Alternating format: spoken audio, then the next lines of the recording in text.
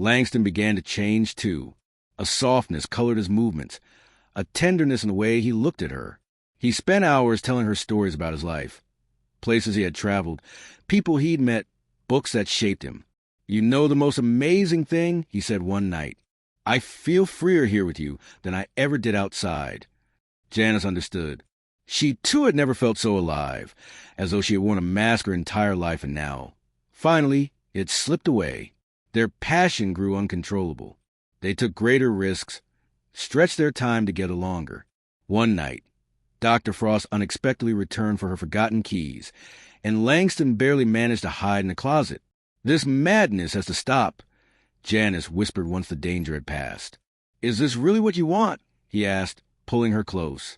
She said nothing. They both knew the answer. Some months later, and after a series of events, the guard smirked as he slammed the cell door shut. "Welcome to hell, pretty boy." This block held the worst of the worst. Killers, predators, gang leaders. Langston Price could hear their voices echoing in the dark.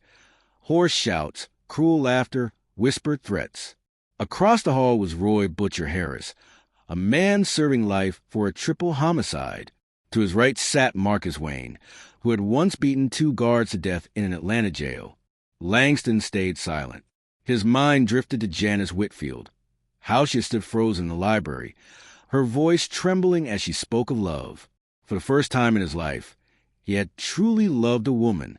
The yard call came at 2 o'clock. Maximum security prisoners were herded into a separate pen wrapped in double layers of barbed wire. Langston could feel the heavy stares sizing him up. To find out what really happened, check out the full video on this channel, and don't forget to subscribe.